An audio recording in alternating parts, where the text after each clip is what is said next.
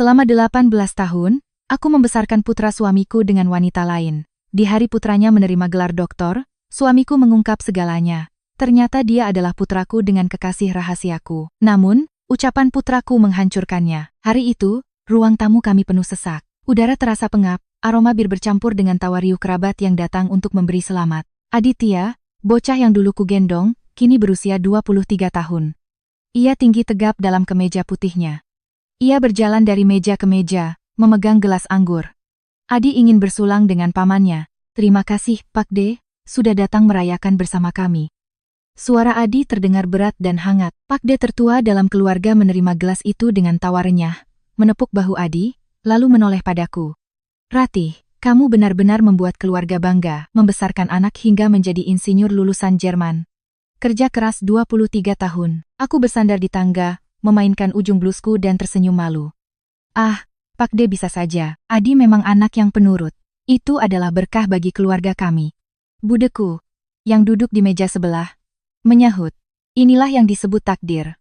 Aku masih ingat betul malam itu. Mas Hendra lari masuk ke rumah, basah kuyup, dan bilang dia menemukan bayi di dekat tong sampah di ujung gang. Waktu itu, Mbak Ratih baru saja pulang dari dokter dan menangis terseduh-seduh karena divonis mandul. Tapi begitu menggendong bayi itu, tangisnya langsung berhenti. Benar kata orang, ibu yang melahirkan tak ada apa-apanya dibanding ibu yang merawat dan membesarkan. Mendengar ucapan Bude, mataku mendadak panas. Kenangan malam menentukan itu kembali menyeruak. Aku masih ingat tangan Hendra yang dingin saat menyerahkan bayi itu padaku. Suaranya bergetar.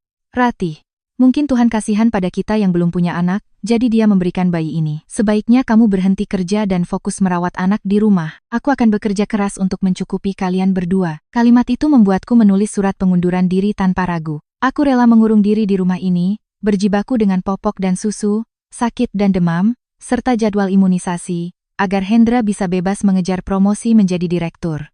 Bapak-bapak, ibu-ibu, suara sendok yang diketukkan ke gelas memecah lamunanku. Hendra berdiri di kepala meja, mengenakan setelan abu-abu yang necis. Tangannya memegang segelas anggur putih, wajahnya memerah. Suara riuh perlahan mereda. Semua mata tertuju pada pria yang menjadi pilar keluarga ini. Aku meliriknya, tetapi Hendra tidak menatapku.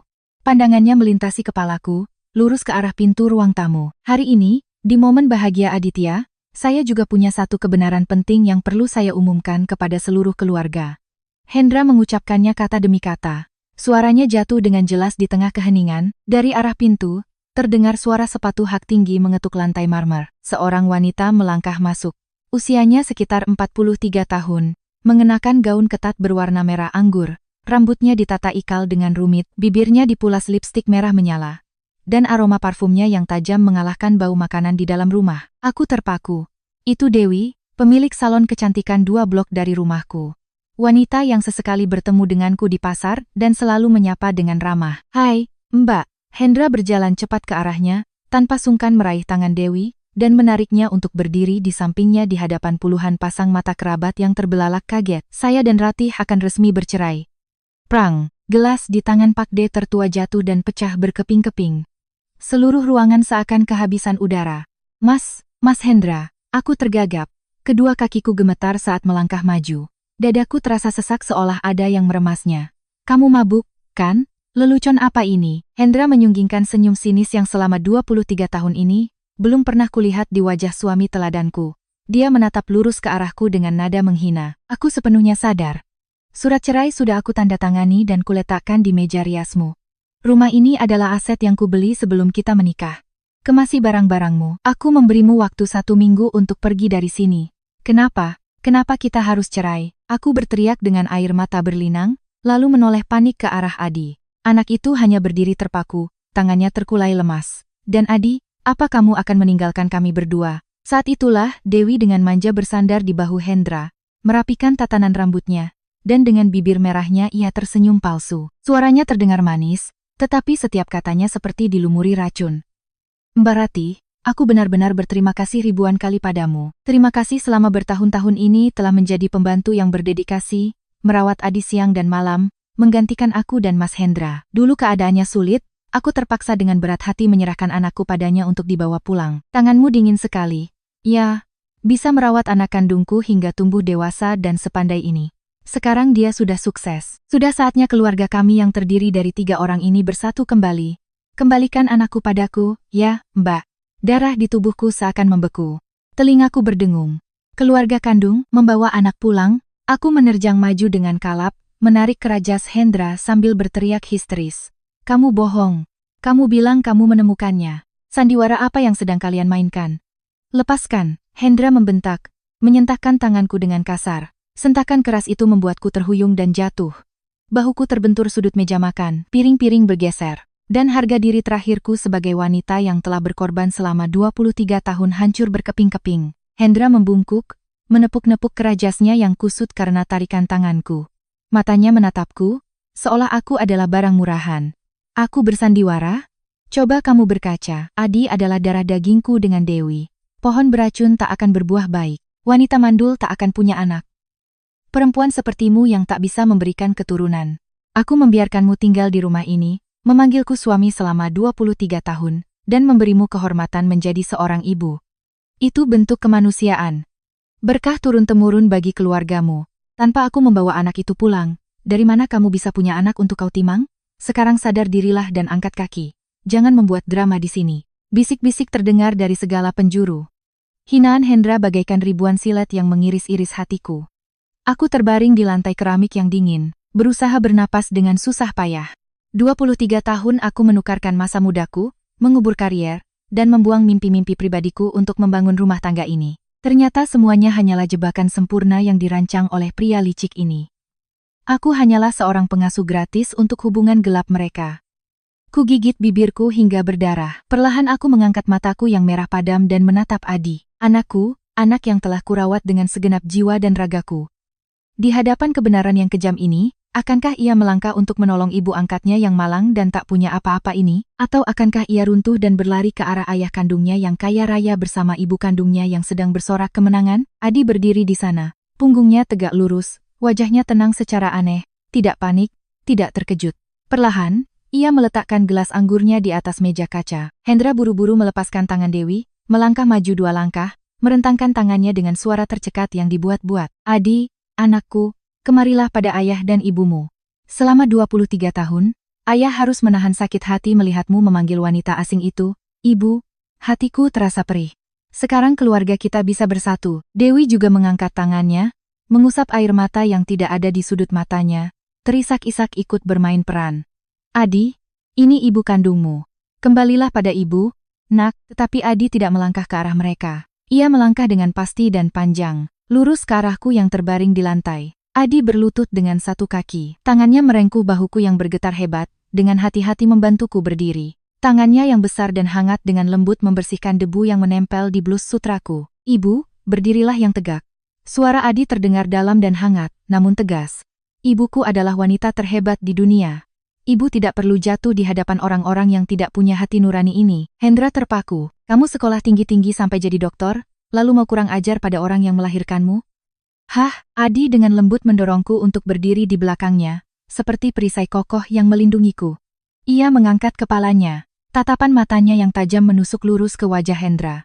Ayah kandung, ibu kandung, konsep itu terlalu luhur. Kalian berdua tidak akan pernah bisa menggapainya. Adi tersenyum miring. Dengan tenang ia mengeluarkan ponsel dari saku celananya lalu menyalakan layarnya. Pak Hendra, Bu Dewi, kalian pikir sandiwara yang kalian buat ini begitu sempurna? 3 tahun lalu sebelum saya terbang ke Jerman, saya tidak sengaja kembali ke salon milik Bu Dewi untuk mengambil dokumen yang Bapak tinggalkan, dan coba tebak apa yang saya dengar. Wajah Hendra berubah, matanya sedikit nanar. Adi menekan tombol play, menyalakan pengeras suara dengan volume maksimal. Dari ponsel itu, suara centil Dewi terdengar jelas di tengah keheningan rumah. Mas, pikirkanlah baik-baik. Adi tahun ini sudah 20 tahun, pintar, sebentar lagi akan ke luar negeri. Aku sudah tidak tahan lagi melihatnya terus memanggil si Ratih itu ibu. Kita ambil dia kembali. Ya, segera setelah itu terdengar suara Hendra yang pongah dan penuh perhitungan. Astaga, kamu ini bodoh sekali. Kalau kita ambil dia dari kecil, siapa yang akan begadang mengurus popok dan susunya saat dia sakit? Siapa yang akan mengantarnya sekolah? Agar aku bisa leluasa berbisnis dan membangun perusahaan. Kamu bisa bebas merawat diri. Biarkan si Ratih yang merawatnya. Itu jalan terbaik, dia kan mandul. Karena tidak punya anak, dia pasti akan mengerahkan segalanya untuk merawat anak kita. Tunggu sampai dia dapat gelar doktor, kariernya cemerlang, baru kita umumkan kebenarannya dan bawa dia kembali. Bukankah itu cara terbaik? Punya anak pintar dan berbakti tanpa perlu repot. Seluruh ruang tamu seolah meledak. Pak D tertua menggebrak meja dengan keras, menunjuk lurus ke wajah Hendra dan memaki, dasar manusia tidak tahu berterima kasih. Pengecut, kamu merencanakan untuk mencampakkan istrimu, dan memanfaatkannya untuk membesarkan anakmu dengan wanita simpananmu. Hah, Hendra. Para bibi dan paman yang lain juga berseru marah. Bisik-bisik dan cemoohan mulai diarahkan pada Hendra dan Dewi. Wajah Dewi pucat pasi, tergagap dan mundur ke belakang. Hendra panik dan mencoba merebut ponsel dari tangan Adi, tetapi Adi dengan cepat menepis tangannya. Itukah cinta suci seorang ibu yang baru saja ibu tangisi, Bu Dewi? Adi menggeram. Dan Anda, Bapak? Anda begitu tega dan tidak berperasaan menghina ibu yang telah mengorbankan masa mudanya, begadang ribuan malam untuk membesarkan saya. Mulai detik ini, saya tidak punya ayah bernama Hendra, dan tidak punya ibu bernama Dewi. Keluarga saya hanya satu, wanita yang berdiri di belakang saya ini. Hendra, seperti binatang yang terpojok, meraung gila. Kamu berani melawanku? Hebat sekali kamu. Akan kuhentikan semua dukungan finansial. Kalian berdua, enyah dari rumahku. Rumah 3 lantai ini atas namaku. Sebelum menikah, aku sudah memilikinya. Akan kulihat kalian jadi gelandangan di jalan. Apa gelar doktor itu bisa dimakan? Siapa bilang rumah ini milikmu? Sebuah suara berat dan jelas terdengar dari arah pintu. Orang-orang menyingkir, memberi jalan bagi seorang pria parubaya dengan rambut beruban yang membawa sebuah tas kerja dari kulit. Itu adalah Pak Gunawan, seorang pengacara dan sahabat almarhum ayahku. Melihatnya, aku seperti orang tenggelam yang menemukan pelampung.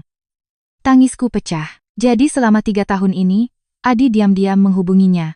Pak Gunawan melangkah maju, mengeluarkan setumpuk dokumen tebal dari tasnya dan melemparkannya ke meja kaca. Hendra, kamu merendahkan Ratih karena dia tidak bisa punya anak, tapi kamu lupa berkat siapa kamu bisa punya semua ini hari ini. 23 tahun yang lalu, saat kamu menikahi Ratih, kamu hanyalah seorang pegawai rendahan tanpa apa-apa. Ayah Ratih menjual semua tanahnya di kampung, memberikan semua modalnya padamu untuk membeli tanah ini dan membuka perusahaan. Hendra dengan keras kepala membantah, sertifikat tanah ini atas nama saya. Ini adalah harta sebelum pernikahan. Jangan coba-coba menakutiku dengan argumen murahan. Pengacara Gunawan tertawa dingin. Memang benar atas namamu, tapi kamu lupa dengan perjanjian utang dan surat komitmen yang kamu tanda tangani dengan darah di hadapan kakek Aditya. Kan, surat komitmen itu menyatakan dengan sangat jelas, uang yang beliau berikan padamu adalah pinjaman bersyarat. Seluruh aset yang terbentuk dari modal tersebut, termasuk rumah ini dan saham perusahaan, akan segera dialihkan hak kepemilikannya secara tunggal kepada Ratih Wulandari, jika kamu terbukti berselingkuh, berkhianat, atau mencampakkannya. Wajah Hendra pucat pasi. Ia mundur selangkah, kedua kakinya gemetar dan tersandung kaki kursi. Pak Gunawan berdeham, menambahkan pukulan terakhir. Dan ini, Aditya telah memberikan saya salinan rekening koran dan dokumen yang lengkap. Anda diam-diam menggelapkan aset bersama, menguras dana perusahaan untuk membeli apartemen mewah untuk Nona Dewi. Semua berkas gugatan, sengketa aset, dan bukti pelanggaran hukum perkawinan sudah saya serahkan ke Pengadilan Negeri Surabaya kemarin pagi. Rumah ini milik Ratih. Orang yang akan diusir ke jalan dengan tangan hampa adalah kamu. Dewi mendengar bagian penggelapan dana perusahaan dan tangan hampa menjadi kaku. Ia menatap Hendra dengan lekat. Tatapan penuh perhitungan yang biasa ia tunjukkan kini hanya menyisakan kepanikan. Aditya menggenggam erat tanganku yang dingin, memberiku kehangatan yang menenangkan. Anak itu menatap lurus ke pria yang gemetar dan menutupi wajahnya di sofa, lalu mengucapkan setiap kata dengan jelas. Rumah ini milik ibu saya. Yang harus enyah dari sini adalah kalian berdua. 2 bulan setelah pesta yang menentukan itu, aku dan Hendra bertemu kembali di pengadilan negeri. Udara di ruang sidang terasa pengap, dingin, dan menyesakan. Aku duduk diam di kursi penggugat. Kedua tanganku saling bertaut menahan keringat. Adi duduk di sampingku, sesekali menepuk punggung tanganku untuk menenangkanku. Di seberang, Hendra mengenakan setelan jas hitam mengkilap. Gayanya masih sama angkuhnya seperti biasa. Duduk di belakangnya adalah Dewi. Sesekali ia melirikku dengan tatapan penuh kemenangan. Yang mulia, pengacara Hendra berdiri dengan percaya diri, membolak-balik tumpukan dokumen. Perjanjian utang antara klien saya, Bapak Hendra Wijaya, dan almarhum ayah dari Ibu Ratih Wulandari dibuat 23 tahun yang lalu. Pada saat itu, peraturan mengenai aset yang terbentuk di masa depan belum jelas. Terlebih lagi, rumah 3 lantai dan perusahaan manufaktur ini sepenuhnya dikelola dan menghasilkan keuntungan oleh tangan Pak Hendra seorang. Ibu Ratih hanya seorang ibu rumah tangga, tidak menghasilkan nilai ekonomi apapun. Meminta klien saya untuk pergi dengan tangan hampa sangat tidak masuk akal dan melanggar hak kepemilikan aset yang sah. Hendra tersenyum miring, sedikit memperbaiki dasinya. Dia menoleh ke arah Adi, menggeram dengan suara yang cukup keras untuk kami dengar, membesarkan anak tak tahu diuntung. Coba kita lihat apakah kalian bisa makan dengan perjanjian usang itu. Pengacara Gunawan perlahan berdiri, mendorong kacamata bacanya. Matanya yang tajam melirik pengacara lawan sebelum berhenti di Hendra. Yang mulia, rekan saya mengatakan Ibu Ratih tidak menciptakan nilai ekonomi adalah sebuah penghinaan terhadap pengorbanan seorang wanita. Selama 23 tahun, klien saya telah mundur menjadi garda belakang, merawat keluarga, membesarkan anak agar Pak Hendra bisa fokus bekerja. Itu adalah aset tak berwujud yang tidak bisa diukur dengan uang. Namun, kami tidak di sini untuk berdebat tentang moral. Saya ingin menyerahkan bukti kedua. Pengacara Gunawan melangkah maju, meletakkan setumpuk rekening koran tebal dengan stempel merah di meja panitera. Ini adalah rekam jejak transaksi Pak Hendra selama 5 tahun terakhir. Dia telah menyalahgunakan posisinya sebagai direktur untuk membuat kontrak fiktif guna menguras dana perusahaan, di mana Ibu Ratih memegang setengah saham sesuai wasiat dari almarhum ayahnya, pendiri perusahaan. Total uang yang dikorupsi mencapai hampir 8 miliar. Semua uang ini ditransfer ke rekening pribadi Ibu Dewi Permata untuk membeli sebuah apartemen mewah dan membiayai gaya hidupnya yang luar biasa boros. Seluruh ruang sidang menjadi riuh. Wajah Hendra sedikit berubah, tetapi dia dengan cepat menggebrak meja dan membantah, "Saya tidak korupsi. Itu adalah keuntungan yang pantas saya dapatkan. Saya mentransfernya ke Dewi karena dia sendirian membesarkan putra kedua saya. Ketika Adi berusia 6 tahun, Dewi memberitahu saya bahwa dia melahirkan seorang putra lagi untuk saya bernama Bayu. Sebagai seorang ayah, saya memiliki tanggung jawab untuk menafkahi darah daging saya. Hukum mana yang melarang saya menghidupi anak kandung saya?" Mendengar pernyataan lantang Hendra, Dewi yang duduk di belakangnya, tiba-tiba terlonjak kaget. Wajahnya pucat pasi, dengan panik menarik-narik ujung jas Hendra sambil berbisik, "Mas, kenapa kamu malah menceritakan soal Bayu di sini? Diam, apa yang perlu ditakutkan?" Hendra membentak, menepis tangan Dewi.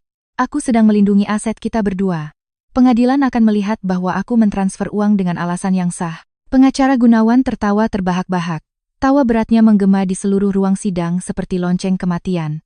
"Pak Hendra berkata Anda menafkahi anak kandung Anda. Kalau begitu, apakah Anda pernah melakukan tes DNA dengan pemuda bernama Bayu itu? Untuk apa tes? Dewi adalah wanita yang sangat mencintaiku. Dia melahirkan anak untukku. Aku lihat wajahnya saja sudah tahu itu anakku," jawab Hendra dengan angkuh. "Kalau begitu, mohon izin pada pengadilan untuk memanggil saksi kami masuk." Pengacara Gunawan mengarahkan tangannya ke pintu. Pintu kayu yang berat terbuka.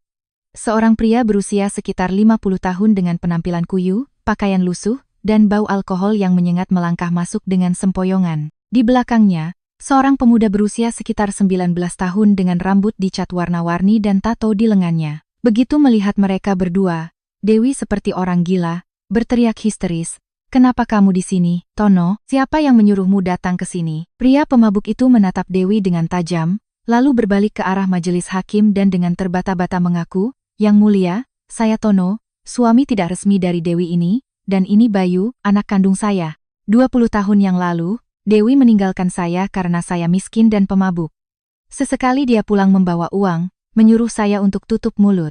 Dia bilang dia berhasil menipunya bahwa Bayu adalah anaknya agar si direktur itu mengirim uang bulanan. Setiap bulan Pak Hendra kirim ratusan juta, dia hanya melempar beberapa juta receh untuk kami beli minuman." Hendra berdiri kaku seperti disambar petir.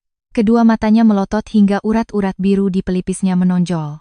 Dia berbalik, mencengkeram kerah baju Dewi dan meraung seperti binatang buas.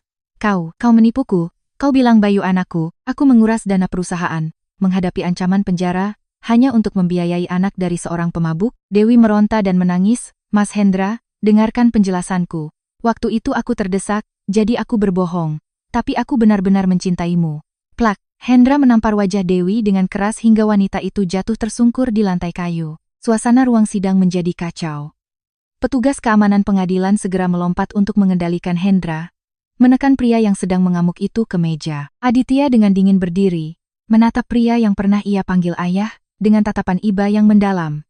Anak itu mengucapkan setiap kata dengan jelas, seperti tombak yang menusuk harga diri Hendra. "Anda merencanakan untuk menipu istri dan anak selama 23 tahun demi mengejar wanita simpanan. Anda pikir Anda adalah dalang yang memegang kendali, Tetapi ternyata Anda juga hanya boneka yang ditarik ulur, membanting tulang untuk membesarkan anak orang lain. Karma datang lebih cepat dari yang Anda duga, Pak Hendra. Hakim ketua mengetuk palu berkali-kali, meminta ketertiban, lalu berdeham dan membacakan putusan. Berdasarkan perjanjian yang sah dan bukti-bukti yang tak terbantahkan, pengadilan memutuskan bahwa seluruh hak kepemilikan rumah 3 lantai dan perusahaan menjadi milikku, Ratih Wulandari. Pernikahan palsu selama 23 tahun resmi berakhir. Tidak hanya kehilangan segalanya, Hendra juga diborgol oleh pihak berwenang langsung di pengadilan. Dia dibawa ke kantor polisi untuk dituntut secara pidana atas kasus korupsi dan penyalahgunaan wewenang yang merugikan negara.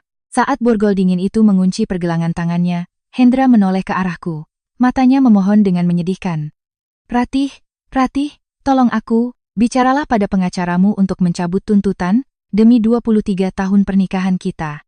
Aku berdiri tegak, merapikan ujung kebayaku, menatap lurus pada pria yang telah menghancurkan masa mudaku dengan suara yang anehnya tenang. Saat kamu membawa wanita itu pulang dan menghinaku sebagai wanita mandul, ikatan di antara kita sudah putus. Sekarang hadapilah akibatnya. Dewi meraung dan meratap di lantai, memohon polisi untuk melepaskan Hendra.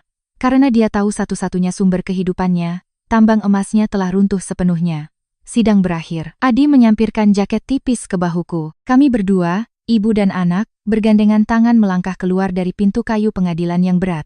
Di luar, langit Surabaya di musim kemarau begitu cerah. Sinar matahari keemasan menembus kanopi pohon-pohon trembesi tua, menyinari wajahku. Aku menarik napas dalam-dalam, merasa dada ini begitu ringan. Sebuah kehidupan baru yang bebas dari kebohongan dan sesak resmi dimulai. Masa depan yang terbentang di hadapanku kini hanya ada aku dan putra berbakti yang telah kulindungi dengan segenap hidupku. Seminggu setelah sidang yang menggemparkan itu, aku resmi mengambil alih kursi direktur perusahaan manufaktur menggantikan Hendra. Ruang kerja yang luas itu masih menyisakan bau asap rokok yang dingin. Duduk di kursi kulit yang empuk, membolak-balik tumpukan berkas dan buku catatan berantakan yang ditinggalkan Hendra, aku tidak bisa tidak merasa sedih. 23 tahun yang lalu, perusahaan ini dibangun dengan modal terakhir dari keringat dan air mata ayahku. Namun, pria pengkhianat itu hampir saja menggerogotinya hingga habis. Saat sedang tenggelam dalam pikiran, terdengar ketukan pintu yang ragu-ragu. Masuk, kataku pelan. Pintu kayu terbuka perlahan. Yang masuk adalah Pak Surya, kepala akuntan perusahaan. Pak Surya tahun ini sudah berusia di atas 60. Rambutnya telah memutih dan langkahnya sedikit lambat. Melihatku, beliau menunduk dengan canggung. Kedua tangannya saling bertaut tampak gugup. Ibu Ratih, apa ibu masih ingat saya? Pak Surya berkata dengan terbata-bata. Aku bergegas berdiri dari meja kerja, menarik kursi, dan mempersilakannya duduk. Pak Surya, mana mungkin saya lupa. Dulu waktu perusahaan baru berdiri, Bapak sering harus menemani Mas Hendra menjamu klien sampai mabuk berat. Setiap kali pulang, sayalah yang membuatkan wedang jahe untuk Bapak. Saya juga ingat waktu Bapak sakit parah, saya yang datang ke rumah sakit untuk merawat. Sekarang kita bekerja bersama, panggil saja saya Ratih seperti dulu Pak. Mendengar itu, mata Pak Surya tiba-tiba memerah. Beliau dengan gemetar melepas kacamatanya, menyeka air mata yang hampir jatuh dengan ujung kemejanya. Justru karena semangkuk wedang jahe penuh kebaikan hatimu dulu itu, selama beberapa hari ini, hati nurani saya terusik dan tidak bisa tidur nyenyak. Hari ini, meskipun harus dipecat, saya harus menyerahkan ini padamu. Sambil berkata begitu, Pak Surya merogoh tas kerjanya yang sudah usang, mengeluarkan sebuah buku catatan bersampul kulit hitam yang sudah menguning dengan ujung-ujung kertas yang keriting dan sobek. Beliau dengan hati-hati meletakkannya di atas meja kaca di hadapanku. Apa ini, Pak? Tanyaku sambil mengerutkan kening. Firasatku mengatakan ada sesuatu yang tidak beres. Ini adalah buku catatan rahasia Pak Tomo, kepala akuntan pertama perusahaan ini yang sudah pensiun lalu meninggal karena sakit keras 5 tahun yang lalu. Sebelum menyerahkan jabatannya, beliau berpesan agar saya menyimpan buku ini baik-baik. Katanya, buku ini berisi rahasia besar Direktur Hendra. Waktu itu saya tidak berani membukanya, tetapi setelah sidang minggu lalu, saya memutuskan untuk melanggar janji. Pak Surya menelan ludah, menunjuk ke buku catatan itu. Buka halaman tengah, ada selembar kertas yang diselipkan. Dengan hati berdebar, aku membalik lembar demi lembar kertas tipis yang berbau apek.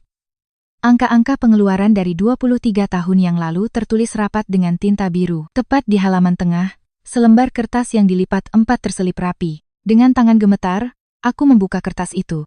Itu adalah salinan surat keterangan kematian dari sebuah rumah sakit bersalin. Nama ibu, Dewi Permata. Tanggal lahir anak, 19 Juli, tepat di musim kemarau 23 tahun yang lalu, Penyebab kematian bayi. Penyakit jantung bawaan. Waktu kematian. 3 hari setelah lahir, darah di tubuhku seakan membeku. Aku membelalakan mata, menatap tajam tulisan penyakit jantung bawaan. Musim kemarau 23 tahun yang lalu, Adi dibawa pulang tepat pada malam tanggal 22 Juli. Waktunya sangat cocok. Pak Surya, kertas ini artinya apa? Dewi pernah melahirkan seorang anak, tetapi bayi itu sudah meninggal? Aku menatap Pak Surya. Suaraku serak. Pak Surya mengangguk berat, menunjuk pada tulisan tangan berantakan Pak Tomo di bawahnya. Baca baik-baik. Pak Tomo mencatat bahwa tahun itu Dewi menggunakan kehamilannya untuk mengikat Hendra agar terus memberinya uang. Namun naas, anak yang dilahirkan menderita penyakit jantung bawaan yang parah dan meninggal saat masih di dalam inkubator. Takut Hendra tahu dan akan berhenti memberinya uang, Dewi mendatangi Pak Tomo. Ia menangis memohon dan menyuapnya dengan uang 40 juta, jumlah yang sangat besar pada masa itu, untuk mengambil uang dari dana gelap perusahaan dan memalsukan dokumen rumah sakit. Aku mundur selangkah. Kedua kakiku tidak sanggup berdiri, harus berpegangan erat pada tepi meja. Jadi, anak yang Hendra bawa pulang malam itu, anak merah mungil yang lemah yang telah kurawat dengan segenap jiwa ragaku selama 23 tahun. Anak siapa? Bukan itu saja, Ratih. Pak Surya menghela napas panjang. Lihat di balik surat keterangan kematian itu. Aku membalik kertas itu. Sebuah hasil tes DNA ditempelkan di atasnya.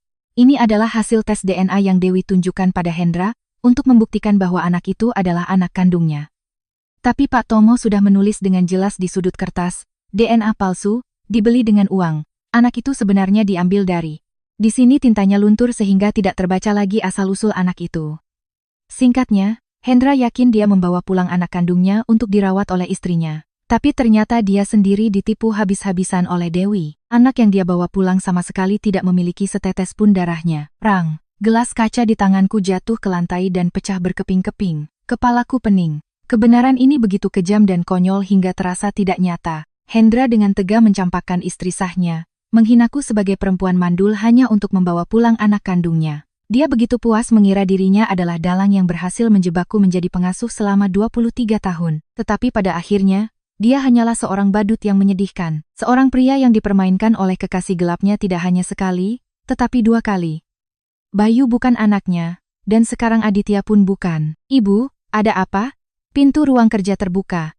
Adi masuk sambil membawa rantang makan siang untukku. Melihatku dengan wajah pucat, berdiri gemetar di antara pecahan kaca, anak itu panik dan segera meletakkan rantang di meja lalu berlari memelukku. Ibu kenapa?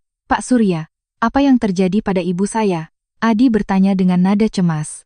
Aku menatap Adi. Wajahnya yang tegas, hidungnya yang mancung, matanya yang bersinar. Selama 23 tahun, tidak pernah sedetik pun aku meragukan bahwa ia bukan anakku. Bahkan ketika pengadilan menyatakan ia adalah anak Hendra dan Dewi, hatiku tetap miliknya. Tetapi sekarang, siapa sebenarnya identitas anak ini? Dengan gemetar, aku menyerahkan buku catatan usang itu pada Adi. Anak itu mengerutkan kening, matanya dengan cepat membaca surat keterangan kematian lalu berhenti di tulisan DNA palsu. Suasana di ruangan itu menjadi hening. Hanya terdengar isak tangisku yang tertahan. Aku mengira, Adi akan syok, akan hancur ketika tahu bahwa ia benar-benar sebatang kara, tidak memiliki hubungan darah apapun dengan orang-orang yang pernah ia sebut ayah dan ibu. Tetapi tidak, Adi perlahan menutup buku itu. Kedua tangannya yang besar memegang erat bahuku. Anak itu tertawa getir, namun matanya menunjukkan keteguhan yang luar biasa. Sungguh konyol. Seorang pria tamak dan licik pada akhirnya harus membayar dengan cara membesarkan anak orang lain seumur hidupnya tanpa sadar. Kasihan sekali dia. Seumur hidup penuh perhitungan, pada akhirnya kehilangan segalanya. Adi terdiam sejenak, lalu bertanya dengan suara lirih. Jika aku bukan anak Dewi, bukan anak Hendra, lalu siapa aku? Siapa yang melahirkanku? Mengapa aku dibuang di tempat sampah di tengah malam yang dingin? Adi dengan lembut mengusap air mata di pipiku dengan ibu jarinya. Ia tersenyum. Sebuah senyuman terhangat dan paling damai yang pernah kulihat.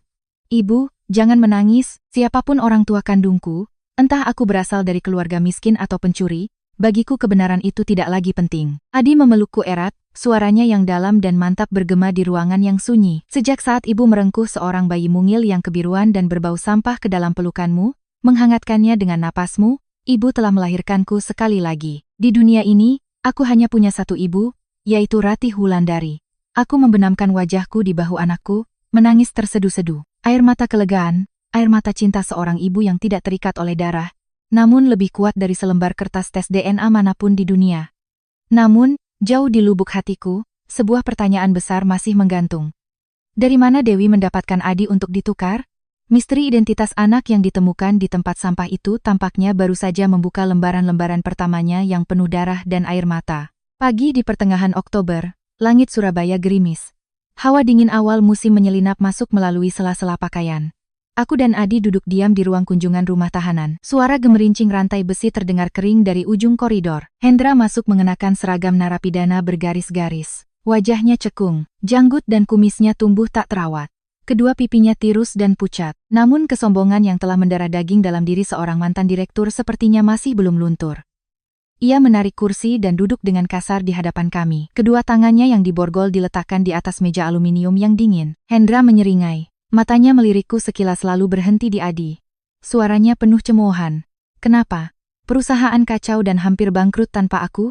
Ya, atau kalian berdua tidak bisa hidup di luar sana? Menyesal lalu datang ke sini memohon agar aku memberikan beberapa kontak bisnis lama untuk menyelamatkan kalian. Adi menatap pria di hadapannya dengan tatapan dingin tanpa sedikit pun rasa kasihan. Anak itu perlahan membuka tasnya, mengeluarkan surat keterangan kematian dan salinan hasil tes DNA yang terselip rapi di dalam buku catatan usang milik almarhum kepala akuntan. Adi mendorong dokumen-dokumen itu ke arah Hendra. Baca sendiri.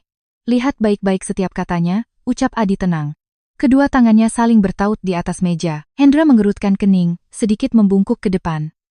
Wajahnya mendekat ke meja. Matanya menyapu surat keterangan kematian dengan lambang negara berwarna merah. Nama ibu, Dewi Permata. Tanggal lahir, 19 Juli, penyebab kematian bayi, penyakit jantung bawaan. Dia terpaku, matanya melotot. Bola matanya dipenuhi pembuluh darah merah.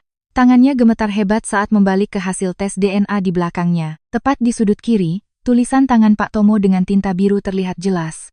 Tes DNA palsu, dibeli seharga 40 juta. Tidak mungkin. Hendra meraung, napasnya tersengal-sengal sambil menggebrak meja dengan kedua tangannya yang terborgol, menciptakan suara yang memekakan telinga. Kalian memalsukan bukti, kalian bersekongkol memfitnah Dewi, untuk membalas dendam padaku. Adi adalah darah dagingku. Aku melipat tanganku di dada, dengan jelas menusukkan pisau terakhir ke dalam khayalan liarnya.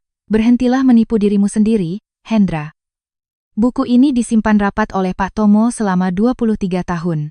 Anak kandungmu dengan Dewi sudah meninggal sesaat setelah lahir. Sejak saat itu, kamu merasa hebat telah meninggalkan istri sahmu untuk membawa anak kandungmu dan menjadikanku pengasuh gratis. Tapi ternyata kamu juga hanya boneka menyedihkan yang ditarik ulur oleh seorang wanita. Baik si Bayu maupun si Aditya, tidak ada satupun yang memiliki setetes darahmu. Kamu menukar keluargamu, menjual nuranimu, berakhir di penjara. Pada akhirnya hanya untuk memeras keringat membesarkan anak dari pria lain.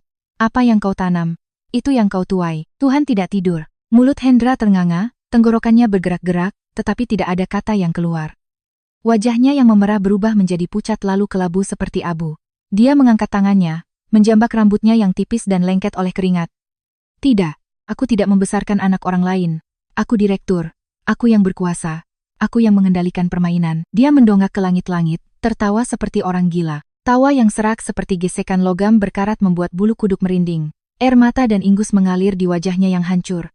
Dia membenturkan kepalanya berulang kali ke meja aluminium hingga berdarah segar. Mulutnya tak henti-hentinya bergumam tanpa sadar. Palsu. Semuanya palsu. Dewi, kau menipuku. Kembalikan anakku. Dua petugas sipir segera masuk, memapah pria yang sedang mengamuk itu kembali ke selnya. Tawa gilanya masih bergema di sepanjang koridor batu yang gelap. Melihat punggung lunglai suami yang telah mengkhianatiku menghilang di balik pintu besi, beban berat di dadaku terangkat. Sang pengkhianat akhirnya menerima akhir yang paling pantas. Keluar dari gerbang rumah tahanan, Adi terdiam di belakang kemudi. Anak itu menggigit bibirnya. Matanya menatap lurus ke depan dengan tegas. Dia memutuskan untuk mencari tahu asal-usulnya yang sebenarnya. Mengikuti alamat lama yang tertera di kartu keluarga yang diberikan oleh Pak Surya, kami berdua sampai di sebuah perkampungan kumuh dan lembab di bantaran Kalimas, di pinggiran Surabaya. Rumah kontrakan beratap seng yang reot, dindingnya belang-belang berlumut. Di atas dipan bambu yang reot, seorang nenek tua renta dengan rambut putih tergerai sedang terbaring sambil batuk-batuk. Itulah ibu kandung Dewi. Nenek itu hidup dalam kemiskinan, kesendirian, dan penyesalan karena putrinya yang gila kemewahan telah tega memutuskan hubungan dengannya puluhan tahun demi berpura-pura menjadi wanita kaya. Ketika Adi memperkenalkan diri, nenek itu berusaha bangkit. Tangan kurusnya yang seperti ranting kering gemetar memegangi tepi selimut. Air mata keruh mengalir dari kedua matanya yang cekung dan berkerut. Nak Aditya, Bu Ratih, saya tahu dosa yang dilakukan anak saya adalah kejahatan yang luar biasa. Selama bertahun-tahun saya hidup seperti mayat, hanya berpuasa dan berdoa, berharap suatu hari bisa bertemu kalian untuk meminta maaf. Nenek itu berkata dengan suara terputus-putus karena batuk. Nek, Adi melangkah maju, berlutut di lantai tanah yang lembab di samping tempat tidur. Suaranya memohon, tolong beritahu saya yang sebenarnya. Jika saya bukan anak Bu Dewi, lalu dari mana dia membawa saya pada malam yang dingin 23 tahun yang lalu? Nenek itu dengan gemetar menunjuk ke sebuah lemari kayu lapuk di sudut ruangan. Di dalam, di dasar lemari itu, ada sebuah kotak kaleng berisi jarum dan benang. Buka, dan ambil isinya. Adi bergegas melakukan apa yang diperintahkan. Kotak kaleng yang berkarat itu terbuka. Di dalamnya ada sebuah gelang tangan kecil yang terbuat dari tali berwarna merah pudar dengan sepotong kayu eboni seukuran ruas jari. Di permukaan kayu itu terukir sederet angka yang sangat rapi, 221722 Nenek itu menangis terseduh-seduh, menceritakan kenangan penuh dosa itu. Malam itu, si Dewi melahirkan prematur. Bayinya lemah lalu meninggal. Dia takut Pak Hendra tahu dan akan berhenti memberinya uang, jadi dia menjadi gila dan kabur dari rumah sakit. Berkeliaran di tengah hujan. Menjelang pagi, dia diam-diam membawa kamu pulang, memaksaku bersumpah untuk bersaksi bahwa kamu adalah anak kandungnya. Saat dia membuka bajumu untuk memandikanmu, aku melihat gelang kayu ini. Apa arti gelang ini? Di mana dia menemukan saya? Adi menggenggam erat gelang itu.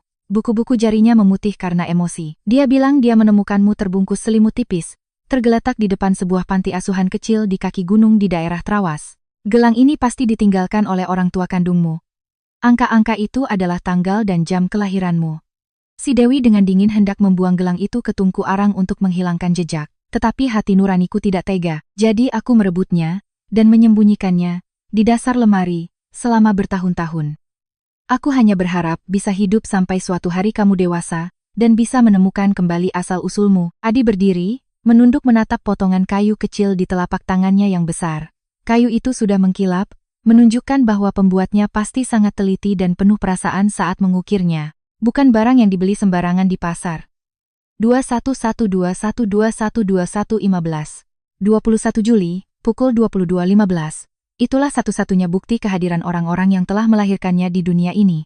Aku mendekat, meletakkan tangan di bahu putraku, meremasnya pelan, menyalurkan kehangatan. Siapapun orang tua kandungmu, entah mereka miskin atau memiliki keadaan yang sulit, Ibu akan menemanimu mencari mereka. Besok kita berdua akan pergi ke Trawas untuk mencari panti asuhan itu. Adi menatapku, matanya yang merah berkaca-kaca, tetapi bersinar dengan tekad yang kuat. Iya Bu, aku harus tahu siapa yang dengan tega meninggalkanku di malam yang dingin itu. Sambil menggenggam erat gelang kayu penentu takdir itu, kami berdua melangkah keluar dari perkampungan kumuh. Senja di Surabaya perlahan turun, membentangkan bayangan panjang di gang sempit yang sunyi. Petunjuk pertama telah muncul, menyalakan secercah harapan. Tetapi kami berdua sama sekali tidak tahu bahwa gelang kayu itu justru adalah kunci yang akan membuka sebuah skenario penipuan yang jauh lebih kejam, berdarah, dan tragis dari apa yang kami bayangkan. Setelah perjalanan ke Trawas, tidak membuahkan banyak hasil karena panti asuhan tersebut sudah lama dibubarkan, Adi memutuskan untuk meminta bantuan stasiun televisi untuk menyiarkan pengumuman singkat mencari orang tua. Gelang kayu eboni dengan ukiran 2007-200-2215 dijaga kerahasiaannya. Adi hanya mengumumkan tanggal, jam, dan lokasi di mana ia ditinggalkan untuk menghindari penipu. Baru 3 hari pengumuman itu disiarkan. Pada suatu pagi akhir pekan, bel rumah kami berbunyi bertubi-tubi. Adi membuka pintu. Di depan gerbang berdiri sepasang suami istri tua. Penampilannya kuyu, pakaiannya penuh tambalan dan berlumuran tanah. Begitu melihat Adi, wanita itu langsung bersimpuh di teras, memeluk kaki Adi dan menangis histeris. Adi, anakku, ya Tuhan, akhirnya Bapak dan Ibu menemukanmu. Adi terkejut dan dengan canggung membantu wanita itu berdiri. Aku bergegas keluar dari dapur. Pria yang bersamanya juga ikut menangis, menyeka air matanya dengan lengan baju yang kotor. Suaranya serak. Nak Aditya, Bu Ratih, kami Joko dan Siti dari desa. Kami adalah orang tua kandung Nak Aditya. Aku menahan keterkejutanku dan mempersilakan mereka masuk, menyuguhkan air hangat. Bu Siti dengan tangan gemetar memegang gelas. Matanya tak lepas dari Adi, terseduh-seduh menceritakan dengan nada yang sangat menyedihkan. Malam itu hujan dan sangat dingin. Kami sangat miskin.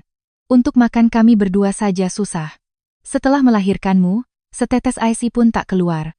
Kamu terus menangis kelaparan.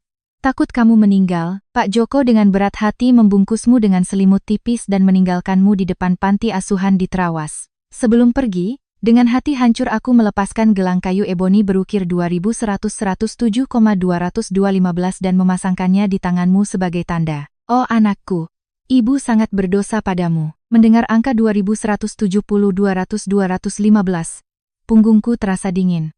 Detail ini sama sekali tidak diungkapkan Adi ke media. Hanya aku, Adi, dan nenek di bantaran sungai yang tahu. Jika bukan orangnya, bagaimana mereka bisa tahu dengan begitu akurat? Adi juga terpaku, matanya yang tegas sedikit memerah. Anak itu duduk di hadapan mereka, menatap dengan iba, namun tetap menjaga ketenangannya yang luar biasa. Pak Joko buru-buru turun dari sofa, bersujud di lantai, dan membenturkan kepalanya berulang kali. Bapak dan ibu miskin dan berdosa padamu. Sekarang kamu sudah sukses jadi insinyur. Mohon bukalah hatimu untuk menerima kami yang sudah tua dan sakit-sakitan ini. Kami tidak akan hidup lama lagi. Hanya ingin di akhir hayat ada anak yang mengurus pemakaman agar tidak jadi omongan tetangga. Adi bergegas maju, dengan tegas memegang kedua lengan kurus Pak Joko dan menariknya berdiri. Tangan besar Adi menggenggam erat bahu pria itu. Suaranya dalam dan hangat namun sangat tegas, Bapak dan Ibu tidak perlu melakukan ini. Jika memang kemiskinan yang memaksa Bapak dan Ibu meninggalkan saya tidak akan dendam. Saya mengerti penderitaan karena kemiskinan. Bu Siti mendengar itu, matanya langsung berbinar. Ia buru-buru menghambur, memegang tangan Adi, suaranya terdengar sangat gembira. Jadi kamu menerima kami? Nak, kamu mau pulang kampung tinggal bersama kami? Adi dengan lembut tapi tegas menarik tangannya. Ia mundur selangkah, berdiri di sampingku, merangkul bahuku dengan bangga dan protektif. Maaf, tapi saya tidak bisa memanggil kalian Bapak dan Ibu. Ibu yang melahirkan tidak sebanding dengan ibu yang membesarkan. Selama 23 tahun, saat saya sakit, saat saya belajar berjalan dan berbicara, yang begadang merawat saya adalah Ibu Ratih. Yang menahan lapar dan menabung sedikit demi sedikit untuk mengirim saya ke Jerman juga Ibu Ratih. Di dunia ini, ibu saya hanya satu, Ratih Wulandari. Saya tidak akan menerima orang lain sebagai orang tua, dan sama sekali tidak akan mengganti nama keluarga saya. Wajah Pak Joko dan Bu Siti menjadi kaku dan canggung. Mereka saling berpandangan. Adi perlahan melanjutkan, tapi sebagai manusia, saya tidak bisa memutuskan hubungan begitu saja.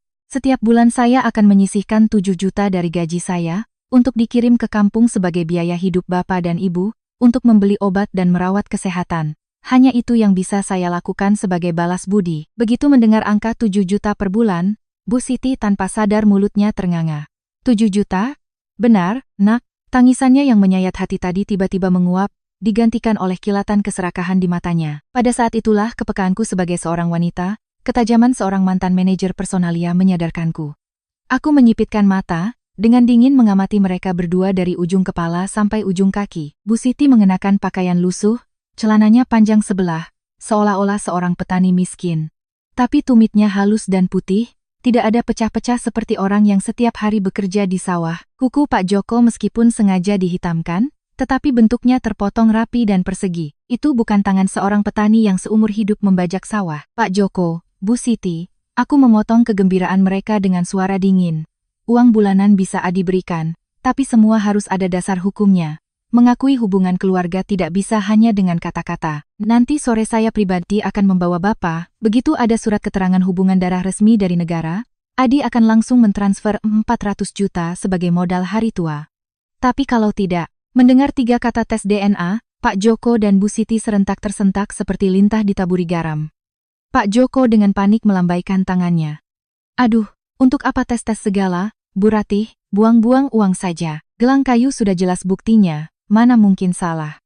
Kami ini orang kampung buta huruf, takut rumah sakit, takut disuntik. Tidak disuntik, hanya diambil sampel rambut atau usapan di pipi bagian dalam. Cepat kok, sambung Adi. Matanya mulai menajam saat menyadari kepanikan yang tidak wajar dari kedua orang tuanya. Jika Bapak dan Ibu benar-benar orang tua saya, kenapa menolak? Bu Siti tergagap, keringat dingin membasahi keningnya. Matanya memohon pertolongan pada Pak Joko. Itu. Suami saya sedang darah rendah. Mungkin minggu depan saja, tidak ada minggu depan atau minggu lalu. Kita pergi sekarang juga. Aku dengan tegas melangkah maju dan mengunci pintu utama. Tatapanku tak kenal kompromi. 3 hari kemudian, di ruang tamu rumahku, Adi memegang hasil tes DNA dan melemparkannya ke meja kaca di hadapan Pak Joko dan Bu Siti. Anak itu tidak lagi bisa menahan ketenangannya. Dadanya naik turun karena amarah telah ditipu. Tidak ada hubungan darah. Bagaimana kalian menjelaskannya? Siapa yang menyuruh kalian melakukan sandiwara rendahan ini untuk menipu perasaan saya? Adi membentak. Suaranya yang menggelegar membuat kedua penipu itu terlonjak kaget. Bu Siti ketakutan dan jatuh terduduk di lantai. Wajahnya pucat pasi. Pak Joko gemetar. Buru-buru berlutut, menyatukan kedua tangannya, dan memohon ampun pada Adi dan aku. Nak Aditya, Bu Ratih, ampuni kami. Jangan laporkan kami ke polisi, kami hanya pemain figuran di sanggar seni daerah. Akhir-akhir ini terlilit utang jadi nekat. Minggu lalu, ada seorang wanita datang ke kontrakan kami, melemparkan uang 80 juta. Dia memberikan naskah detail tentang gelang kayu itu, menyuruh kami berpura-pura menjadi orang tua kandung Nak Aditya. Siapa wanita itu? Seperti apa penampilannya? Aku menerjang maju, mencengkeram kerah baju pria yang gemetaran itu. Usianya sekitar 43 tahun, menenteng tas mahal, wajahnya penuh bedak tebal. Dia berpesan berulang kali agar kami berakting sedemikian rupa, sehingga Nak Aditya merasa malu punya orang tua rendahan seperti kami. Dia ingin membuat Nak Aditya hancur. Dia ingin Nak Aditya menanggung utang-utang kami. Aku dan Adi saling berpandangan. Hawa dingin merayap di punggung kami. Dewi. Pasti Dewi. Rencananya sudah gagal, Hendra sudah dipenjara, tetapi wanita licik itu masih belum menyerah. Dia ingin menggunakan air mata kotor ini untuk mempermalukan Adi, untuk menghancurkan semangat anak itu. Tapi bagaimana Dewi bisa tahu begitu jelas tentang gelang itu? Rahasia yang disembunyikan ibunya di dasar lemari, mungkinkah dia telah mengendalikan semuanya dari awal? Hatiku terasa sesak. Kebenaran tentang identitas Adi bukanlah kasus anak yang ditinggalkan karena kemiskinan biasa. Di balik gelang kayu eboni berukir deretan angka itu, pastilah ada sebuah konspirasi keji yang ditujukan langsung pada nyawa seorang bayi yang baru lahir. Sebulan setelah penipuan dua aktor gagal itu, badai sepertinya sudah mereda, sampai aku menerima telepon darurat dari rumah sakit jiwa. Di ujung telepon, suara perawat terdengar dingin dan tergesa-gesa. Pasien Dewi Permata dalam kondisi kritis, sepertinya tidak akan selamat.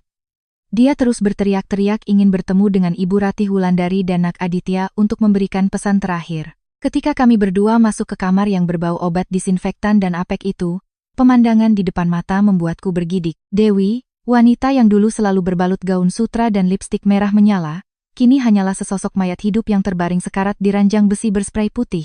Wajah dan tubuhnya penuh lebam, beberapa tulang rusuknya patah, membuat dadanya yang diperban naik turun dengan susah payah. Mendengar langkah kaki kami, Dewi perlahan membuka matanya yang bengkak. Melihatku, bibirnya yang pecah-pecah menyunggingkan senyum aneh yang mengerikan. Datang juga kau, Ratih, si wanita pemenang. Suara Dewi serak, darah merembes dari sudut bibirnya. Aku berdiri dengan dingin di ujung tempat tidur. Adi berdiri tegak di sampingku. Untuk apa kau memanggil kami? Urusan kita sudah selesai di pengadilan. Kenapa kau bisa jadi begini? Dewi terbatuk-batuk. Tawanya serak dan penuh dahak. Kenapa?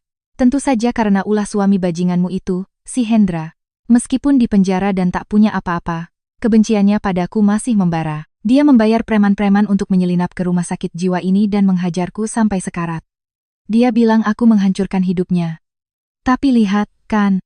Akhir hidupku dan dia sama-sama tragis. Itulah karma yang harus kalian terima. Orang jahat akan mendapat balasannya. Jika hukum tidak menghukum, maka hukum karma yang akan bekerja, sahutku dingin. Mataku yang tenang menatap wanita yang sedang sekarat itu. Dewi melirik Adi. Tatapan matanya tiba-tiba memancarkan kedengkian yang luar biasa, seperti ular berbisa yang sekarat dan mencoba menggigit untuk terakhir kalinya. Kau sok suci sekali, Aditya, lulusan doktor. Kau pikir kau pintar karena berhasil membongkar kedok si Joko dan Siti? Dia mengumpulkan sisa tenaganya, menggeramkan setiap kata. Benar. Aku yang menyewa mereka. Aku lempar uang 80 juta agar mereka berakting menyedihkan untuk mempermalukanmu. Aku ingin kau hidup dalam kehinaan, mengira dirimu sampah yang dibuang oleh petani miskin. Sayang sekali si Ratih itu terlalu cerdik, berhasil membongkar rencanaku. Aku mengepalkan tanganku, menahan amarah.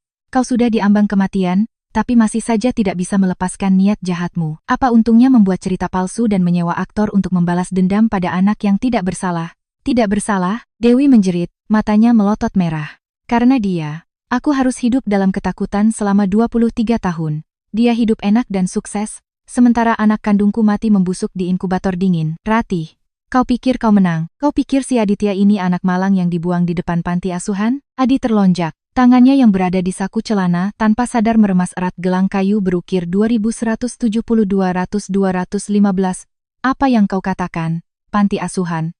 Bagaimana kau tahu? Nenek di bantaran sungai. Dia bilang kau menemukanku di depan panti asuhan di Trawas. Dewi tertawa terbahak-bahak, lalu terbatuk hebat hingga memuntahkan darah ke seragam pasiennya.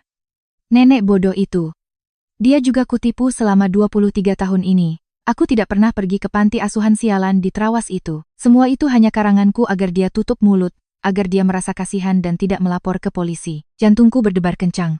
Udara di kamar itu tiba-tiba terasa membeku. Adi melangkah maju, mencengkeram sisi ranjang besi hingga bergetar. Lalu siapa aku? Dari mana gelang ini? Katakan. Dewi menatap Adi lekat-lekat.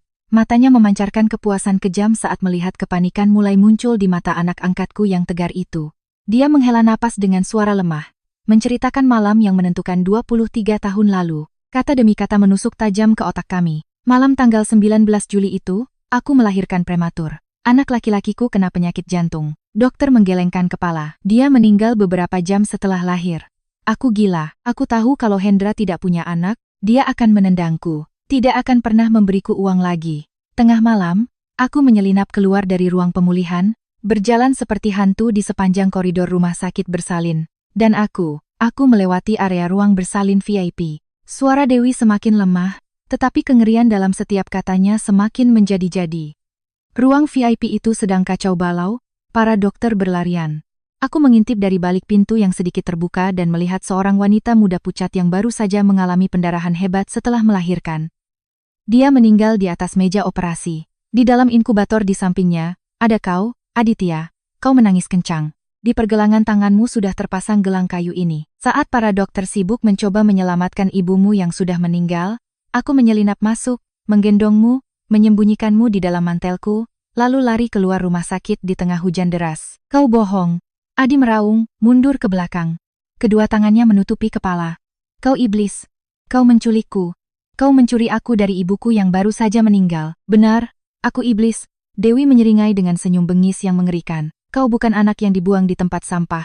Kau juga bukan anak petani miskin. Kau adalah barang curian. Aku mencurimu saat keluargamu sedang kacau karena kematian ibumu. Aku membawamu pulang, kuserahkan pada si Hendra, membuatnya mengira kau adalah anak kandungnya, membuat si Rati ini menjadi pengasuhmu selama 23 tahun. Aku berdiri terpaku antara syok, marah, dan pilu.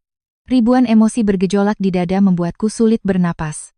Sungguh kejam, sesosok nyawa yang baru saja lahir, belum sempat menangisi ibunya, sudah diculik oleh penjahat, memulai hidup sebagai alat penipuan dalam sebuah perselingkuhan kotor. Kau tahu kenapa aku ingin kau menerima si Joko dan Siti sebagai orang tuamu? Dewi mengangkat lehernya, menggunakan sisa-sisa tenaganya untuk menabur penderitaan. Karena aku ingin kau hidup selamanya seperti cacing. Aku tahu, melihat gelang kayu yang diukir begitu indah, melihat ruang bersalin VIP itu, keluarga yang melahirkanmu pasti kaya raya. Asal-usulmu sangat terpandang, tapi kau tidak akan pernah menemukan mereka. Di alam baka, aku akan melihat bagaimana kalian berdua hidup dengan kebenaran yang pahit ini. Mata Dewi terbelalak putih. Suara bip, bip, bip. Dari mesin monitor jantung di sampingnya tiba-tiba berubah menjadi satu suara tiit panjang yang memekakkan telinga. Garis penanda kehidupan berubah menjadi garis lurus. Tangan Dewi terkulai lemas di tepi ranjang. Iblis itu telah menebus dosanya, membawa serta kepuasan dendamnya ke liang lahat, tetapi meninggalkan lubang keputusasaan dan kengerian yang dalam bagi kami. Aku menoleh ke arah Adi. Anak itu jatuh terduduk di lantai keramik yang dingin. Kedua tangan besarnya menutupi wajahnya. Bahunya bergetar hebat. Tidak ada suara tangis yang keluar, tetapi aku tahu dunia di dalam hatinya yang tegar sedang hancur berkeping-keping. Aditya tidak dibuang karena miskin atau dibenci. Aditya diculik. Ibu kandungnya telah meninggal di meja operasi. Dan selama 23 tahun ini, keluarga kandungnya yang sebenarnya mungkin masih dengan gila, dan penuh duka mencari anak yang hilang di malam yang kelam itu. Aku berlutut, memeluk erat putraku yang tinggi besar. Air mataku mengalir deras membasahi bahunya. Adi, jangan takut. Ibu di sini. Apapun yang terjadi, ibu akan membantumu menemukan keluarga kandungmu. Kita pasti akan menemukan mereka. Kematian Dewi beserta pengakuan mengerikannya di rumah sakit jiwa telah membuka simpul yang paling rumit, namun sekaligus memulai sebuah pencarian yang berpacu dengan waktu. Aditya mengambil cuti sebulan penuh dari lembaga penelitiannya. Ia hampir tidak tidur. Bersama pengacara Gunawan, Ia bolak-balik memeriksa arsip di berbagai instansi kesehatan dan kepolisian. Akhirnya, pada suatu malam yang hujan dan dingin, Pak Gunawan mengetuk pintu rumahku. Begitu masuk, tanpa sempat melepas jas hujannya yang basah, beliau buru-buru mengeluarkan sebuah map berisi berkas usang dari tasnya, dan melemparkannya ke meja. Ketemu, orang tua kandung Aditya sudah ketemu. Suara Pak Gunawan bergetar karena emosi. Adi menjatuhkan gelas yang sedang dipegangnya. Anak itu menerjang maju, matanya terpaku pada map yang menguning itu. Aku tergopoh-gopoh lari dari dapur. Jantungku berdebar kencang. Siapa mereka, Pak? Dewi bilang Adi lahir di ruang VIP dan ibunya meninggal saat melahirkan. Apa itu benar? Tanyaku bertubi-tubi. Pengacara Gunawan menarik kursi dan duduk, menghela napas panjang, lalu membuka lembaran berita acara pemeriksaan yang dibuat 23 tahun yang lalu. Benar seperti kata Dewi.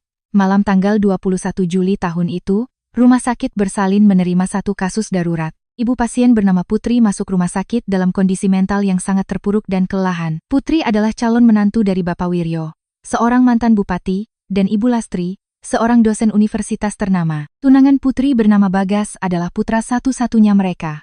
Tragisnya, Bagas baru saja tewas dalam sebuah kecelakaan lalu lintas yang mengerikan hanya seminggu sebelum hari perkiraan Putri melahirkan. Mendengar itu, Adi memejamkan matanya. Tangan besarnya meremas pegangan kursi hingga memutih. Aku bergidik ngeri. Sio kehilangan calon suami pastilah telah menghancurkan wanita muda itu. Lalu bagaimana dengan gelang kayu berukir 2177.215 itu, Pak? Kenapa bisa ada di tangan saya? Tanya Adi dengan suara serak. Pengacara Gunawan menunjuk pada foto barang bukti yang terlampir di berkas. Itu adalah kenang-kenangan terakhir. Bagas sendiri yang mengukir gelang itu dari balok kayu eboni untuk dihadiahkan pada putranya yang belum lahir. Malam Putri melahirkan, Pak Wiryo berjaga di luar koridor. Ketika perawat keluar membawa kamu dan memberitahu bahwa kamu lahir pada pukul 22.15, Pak Wiryo menangis bahagia dan dengan pisau buah, ia buru-buru mengukir angka 2107-200-215 di permukaan kayu, lalu meminta perawat memasangkannya di tanganmu sebagai doa keselamatan. Siapa sangka? Setelah kamu lahir, Putri mengalami pendarahan hebat. Pak Gunawan berhenti sejenak, mengusap wajahnya. Suaranya menjadi berat, seluruh tim dokter panik. Ada yang melakukan resusitasi, ada yang berlari mengambil kantong darah. Di tengah kekacauan antara hidup dan mati itu, tidak ada yang memperhatikan inkubator di sudut ruangan. Hanya dalam waktu 15 menit, Dewi menyelinap masuk dan menculikmu. Putri menghembuskan napas terakhir tanpa sempat melihat wajah putranya. Saat Pak dan Bu Wiryo masuk ke ruangan, kamu sudah lenyap tanpa jejak. Selama 23 tahun, polisi sudah turun tangan. Mereka juga sudah menjual banyak aset untuk mencarimu kemana-mana, tetapi sia-sia karena Dewi menyembunyikannya dengan begitu sempurna di balik topeng sebuah keluarga biasa. Ruang tamu menjadi hening. Adi menundukkan kepalanya ke meja. Bahunya yang lebar bergetar hebat. Tangis yang tertahan akhirnya pecah dari dada putraku yang selama ini selalu tegar. Tepat pada saat itu, suara rem mobil berdecit di depan rumah. Pengacara Gunawan bergegas berdiri. Saya sudah menghubungi keluarga Pak Wiryo sore tadi. Mungkin mereka sudah datang. Pintu rumah terbuka. Seorang pria tua berambut putih bertubuh tinggi, namun punggungnya sudah sedikit bungkuk, melangkah masuk dengan gemetar ditopang tongkat. Di sampingnya, seorang wanita tua berusia sekitar 70 tahun mengenakan blus beludru hitam. Wajahnya kuyu, matanya bengkak dan merah. Itulah Pak Wiryo dan Ibu Lastri. Begitu Ibu Lastri melangkah masuk, matanya langsung terkunci pada Adi yang berdiri terpaku di tengah ruangan. Beliau menjatuhkan tas tangannya, melangkah terhuyung-huyung. Ya Tuhan, mata ini, dahi ini, persis seperti Bagas anakku. Ibu Lastri menangis tersedu-sedu, mengulurkan tangannya yang keriput dan gemetar untuk menyentuh pipi Adi. Nak, cucu nenek, benarkah ini kamu? Pak Wiryo juga tidak bisa menahan haru, air mata membanjiri wajahnya yang berwibawa. Beliau merogoh saku jasnya, mengeluarkan sebuah kotak beludru merah yang sudah usang. Di dalamnya ada separuh balok kayu eboni sisa dan sketsa gambar gelang yang tintanya sudah memudar. Adi dengan gemetar merogoh saku kemejanya, mengeluarkan gelang kayu yang telah melingkar di tangannya selama 23 tahun dan meletakkannya di samping potongan kayu di dalam kotak. Setiap serat kayu eboni yang kemerahan, setiap lekukan ukiran benar-benar cocok satu sama lain seperti dua keping puzzle dari satu nyawa yang terpisah. Deretan angka 2107215 tergurat dalam di permukaan kayu seperti luka waktu yang tak terhapuskan. Cucuku, darah daging keluarga kita. Ini dia, Bu. Pak Wiryo memeluk Adi erat-erat, meraung pilu. Tangisan seorang pria yang pernah begitu berkuasa kini hanyalah jeritan sakit seorang kakek yang kehilangan cucunya selama seperempat abad. Ibu Lastri memeluk lengan Adi, menangis hingga hampir pingsan, tak henti-hentinya memanggil nama Bagas dan Putri. Adi pun balas memeluk kakek dan neneknya. Air mata panasnya jatuh membasahi rambut mereka yang telah memutih. Dengan suara tercekat, ia berkata, "Kek, Nek, maafkan Adi karena telah membuat kakek dan nenek menunggu begitu lama." Aku berdiri bersandar di dekat tangga, menutupi mulutku untuk menahan isak tangis. Melihat adegan 3 generasi yang saling berpelukan dan menangis, hatiku terasa bahagia sekaligus perih. Anak yang kurawat dengan segenap jiwa dari bayi merah kini telah menemukan akarnya yang sebenarnya. Mulai sekarang, Adi bukan lagi anak sebatang kara, bukan lagi alat yang dimanfaatkan orang lain. Adi memiliki keluarga yang terpandang, kerabat sedarah yang siap mencintainya dengan segenap jiwa. Di tengah lamunanku, tiba-tiba Ibu Lastri melepaskan Adi dan berbalik ke arahku. Di hadapan keterkejutan semua orang, wanita tua berusia 70 tahun itu, terhuyung-huyung melangkah maju dan tiba-tiba bersujud di lantai keramik tepat di bawah kakiku. "Ibu, apa yang Ibu lakukan?" "Berdiri, Bu. Saya bisa kualat." Aku panik dan bergegas maju dengan sekuat tenaga menarik lengan Ibu Lastri. Adi dan Pak Wiryo juga panik dan ikut membantu, tetapi Ibu Lastri bersikeras tidak mau berdiri. Beliau menyatukan kedua tangannya, menatapku dengan mata berlinang. Suaranya serak menahan luapan rasa haru. "Terima kasih yang tak terhingga, Nak Ratih. Terimalah sujud dari kami orang tua ini. Selama 23 tahun, sementara penjahat itu menyiksa batin cucu saya, kamu justru menggunakan seluruh masa mudamu, mengorbankan segalanya, melepaskan masa depanmu untuk merawat dan membesarkan satu-satunya darah daging Bagas, hingga menjadi orang yang sukses dan baik hati. Jika bukan karena tanganmu, cucu saya mungkin sudah mati di malam yang dingin itu. Kamu bukan hanya ibu angkat Aditya, kamu adalah malaikat penyelamat seluruh keluarga kami." Pak Wiryo juga membungkuk dalam di hadapanku, suaranya tercekat. "Istri saya benar. Jasa sebesar langit ini, bahkan jika kami menjual semua aset kami, tidak akan pernah bisa kami balas." Aku buru-buru ikut berlutut, memeluk bahu kurus Ibu Lastri. Air mataku mengalir deras. "Ibu, Bapak, jangan begini. Dia anak saya, nyawa saya. Seorang ibu melindungi anaknya adalah hal yang wajar. Tidak ada yang perlu diperhitungkan. Sekarang dia sudah menemukan bapak dan ibu, melihat Adi memiliki keluarga, hati saya sudah sangat bahagia." Adi berlutut di samping kami. Lengannya yang kokoh merangkul aku, kakek, dan neneknya sekaligus. Rumah kecil ini hari itu dipenuhi air mata kehilangan, tetapi juga dihangatkan oleh cinta abadi di hari pertemuan kembali. Namun, di saat kebahagiaan terasa begitu sempurna, badai sekali lagi datang dari orang-orang berdarah sama yang mengincar harta warisan raksasa yang akan segera diterima Aditya. Seminggu setelah pertemuan itu, Pak Wiryo menelepon Adi dengan suara terharu, memintanya mengatur pekerjaan untuk pulang ke rumah leluhur di Yogyakarta, guna melakukan upacara selamatan, dan secara resmi mencatatkan namanya di buku silsilah keluarga. Pagi itu, aku sengaja memilih pakaian rumah, berniat pura-pura lelah untuk tidak ikut, tetapi Adi masuk ke kamarku, dengan tangannya sendiri mengambil sebuah kebaya beludru berwarna gelap dan menyampirkannya di bahuku. Matanya menatapku dengan tegas. "Hari ini adalah hari penting bagi saya, Bu. Jika tidak ada ibu di samping saya, upacara pengakuan leluhur itu tidak ada artinya sama sekali bagi saya." Mobil melaju perlahan memasuki halaman luas rumah leluhur yang berlantai bata merah. Sanak saudara dari pihak kakeknya sudah berkumpul.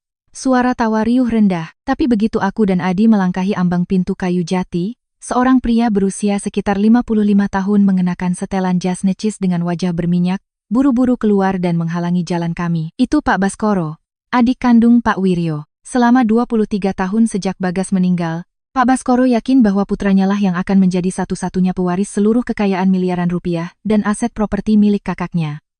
Kemunculan Adi yang tiba-tiba bagaikan duri dalam daging baginya. Pak Baskoro melirikku dengan tatapan tajam dan menghina, menilai kebaya sederhanaku dari atas ke bawah, lalu tersenyum sinis. "Ini Bu Ratih.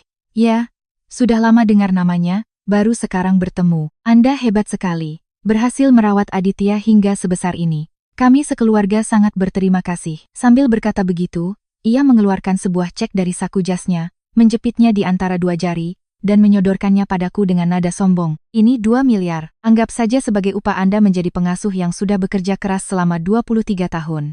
Ambil ini, lalu silakan tunggu di mobil atau pulang duluan. Sebentar lagi ada upacara di depan altar leluhur. Ada orang luar seperti Anda di sini, rasanya tidak sopan dan bisa menyinggung para leluhur." Aku terpaku. Cek tipis itu melayang-layang di depan wajahku. Tetapi dua kata orang luar dan upah pengasuh bagaikan ribuan jarum yang menusuk lurus ke hatiku. Meskipun sekarang aku adalah direktur perusahaan peninggalan Hendra, di mata orang-orang yang terbiasa mengukur segalanya dengan uang seperti Pak Baskoro, aku selamanya hanyalah orang miskin yang membesarkan Adi untuk mengeruk harta. Hidungku terasa pedih, perasaan terhina dan terasing menyergap. Aku perlahan menarik tanganku, hendak mundur untuk menghindari Adi dari situasi sulit di hari bahagianya. Tetapi sebelum aku sempat melangkah, Adi sudah mengulurkan tangan dan menepis cek itu dari tangan Pak Baskoro, hingga jatuh ke lantai bata merah. Anak itu menggenggam erat ke-10 jariku, menyatukannya dengan mantap, lalu menarikku untuk berdiri sejajar dengannya. Paman Baskoro, simpan saja uang kotormu itu. Adi menggeram, matanya menyala karena marah, menatap lurus ke wajah pamannya.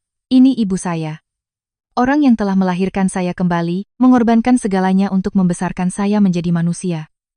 Ibu saya bukan pengasuh yang bisa dibayar dengan uang, dan tidak akan pernah menjadi orang luar. Wajah Pak Baskoro memucat, matanya melotot marah. Dia menunjuk lurus ke wajah Adi. Kamu belum masuk pintu sudah berani kurang ajar pada yang lebih tua.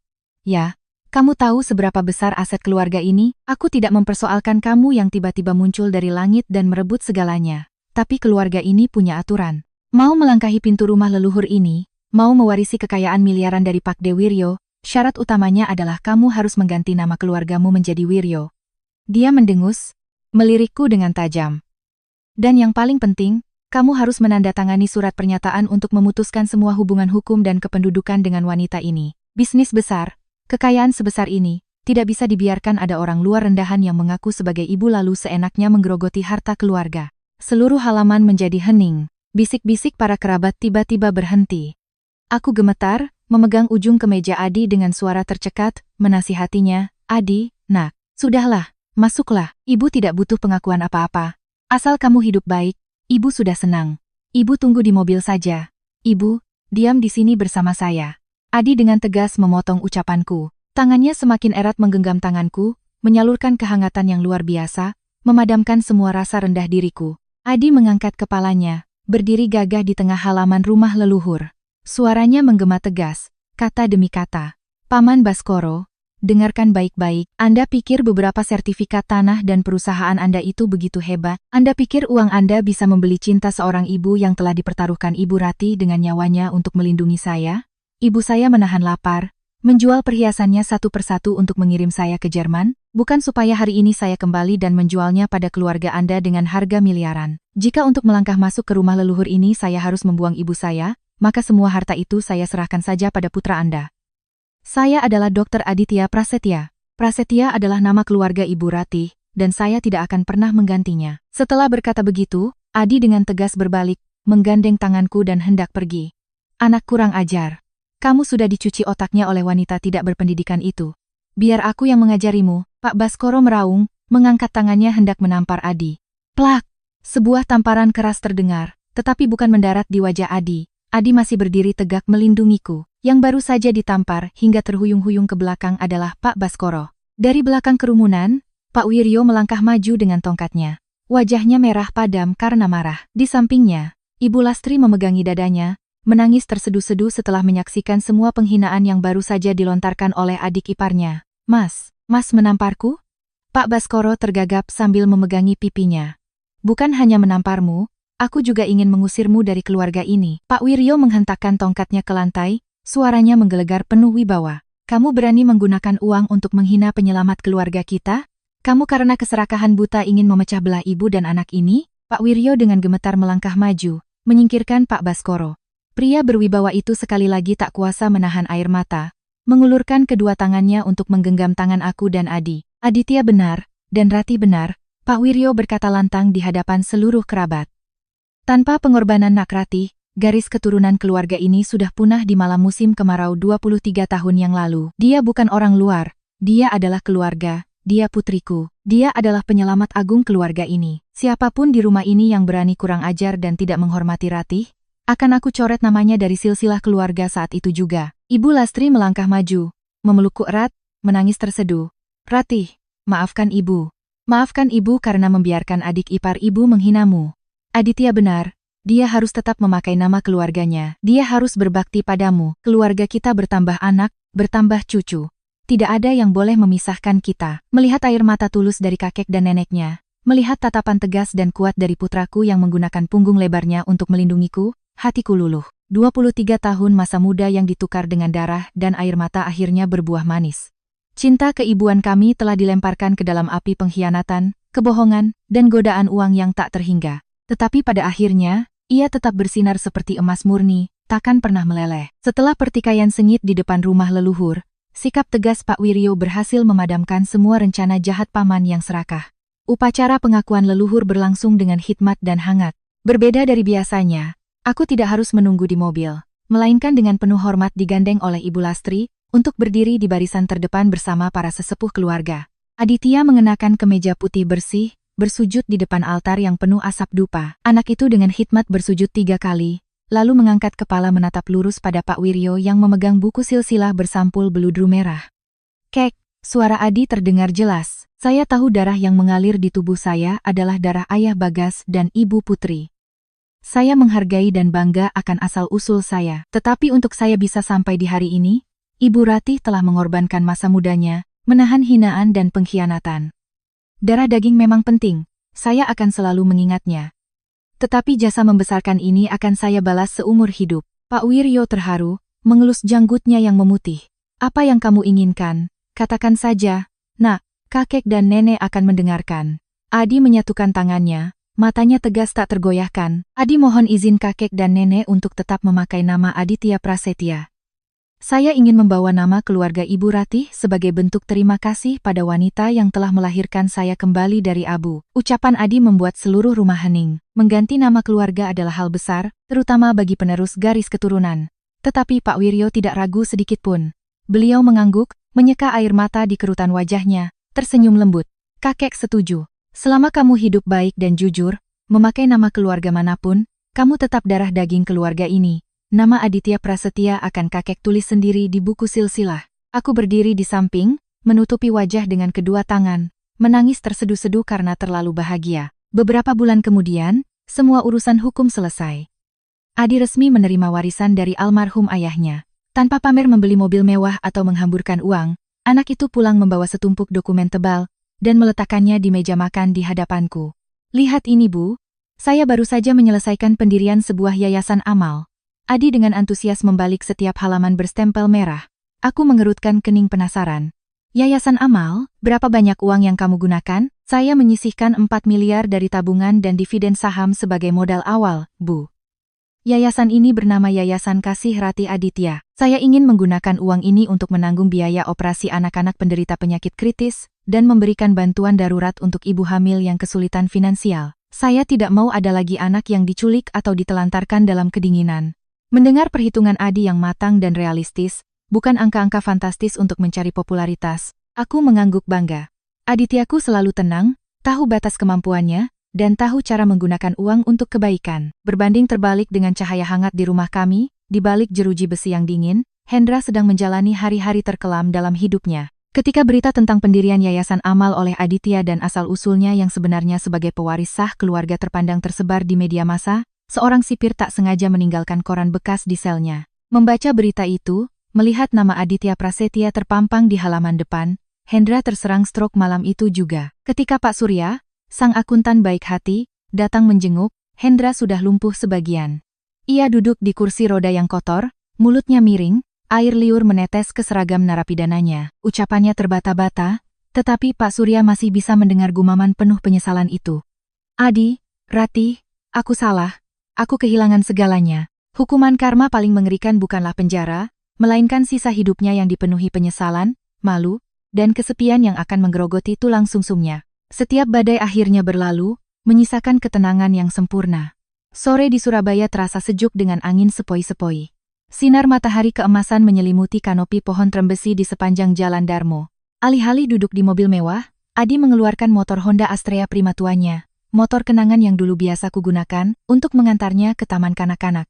Di luar gerbang, Adi dengan telaten memasangkan helm di kepalaku, mengencangkan talinya, lalu tersenyum cerah. Naik, Bu, hari ini anak ibu mau traktir tahu tek di Tunjungan.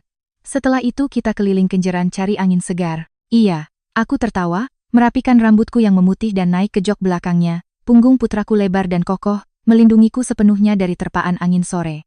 Kulingkarkan tanganku di pinggangnya dan kusandarkan kepalaku dengan lembut di bahunya yang hangat. Suara khas mesin motor menderu, berbaur dengan riuh lalu lintas kota. Di tengah hiruk-pikuk itu, aku seakan hanya mendengar detak jantung putraku yang teratur di hadapanku. Bukan darah, bukan keturunan, tapi kami terikat oleh cinta ibu dan anak yang paling murni dan abadi. Kidung pengorbanan yang telah melewati badai, akhirnya menemukan melodinya yang paling merdu dan utuh. Ya,